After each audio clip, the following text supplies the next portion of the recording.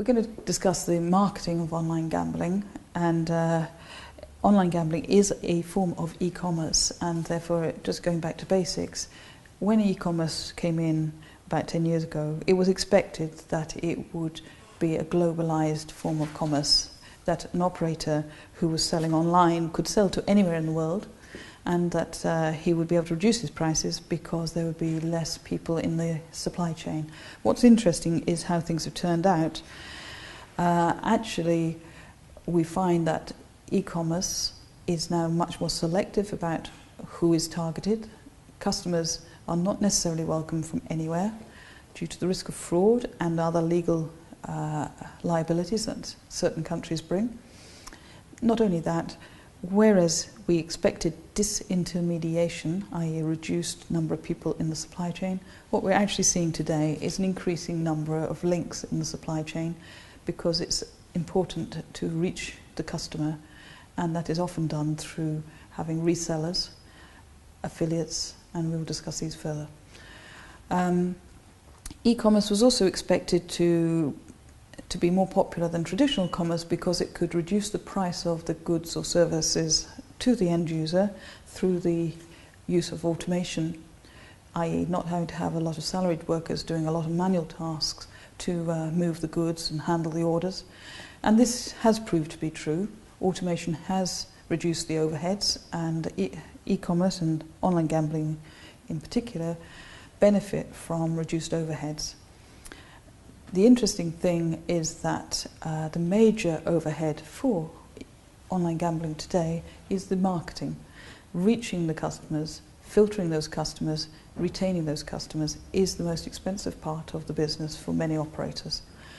And this is partly because those customers have so much choice that they show very little loyalty to any one operator, and there's considerable churn. The players might play with one operator this week, another next week, and they have to be won back again the week after. Things that have changed over that 10 years since online gambling began in Europe is that we've seen the internet become much more accessible. Many more people are confident to use the internet. Many more people are willing to shop online, and broadband has become widely available across Europe and the developed world. So the quality of service that can be sold online and the interactive nature of that service has improved greatly. What's also happened as a side issue and a result of such connectivity is that things like Facebook and other social networking has emerged.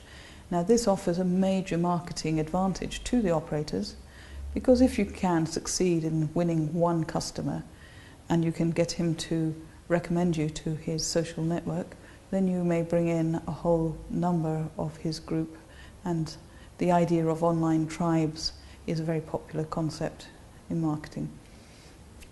Now it can also be abused a bit by the operator, because he can himself put up recommendations, blogs, tweets, Facebook pages recommending his own service. But obviously, if he does this excessively or the quality of the service doesn't justify the claims made, it will backfire. The other aspect of the internet's growth and maturing is that we have smartphones, which allow our always-on audience to be on the move and still accessing high-quality images and websites. As a result of these interesting trends, what we see today is that online gambling tends to be localized, targeting wealthy markets or markets where a particular form of gambling is particularly popular. So it's mass customization. It is not actually mass marketing to the whole world. The work of retaining customers is extremely important.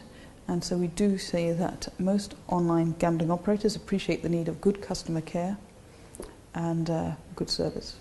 In order to reach your market, you need to have a website or another easily accessible and memorable application or channel. Traditionally, the obtaining of a website domain name was a key success factor. Of course, today, most attractive words that are related to gambling will have been registered. So you might have to buy your domain name from somebody else, and there will be a cost to that. Or you have to come up with a completely original name and promote it in a way that will reach the mass population.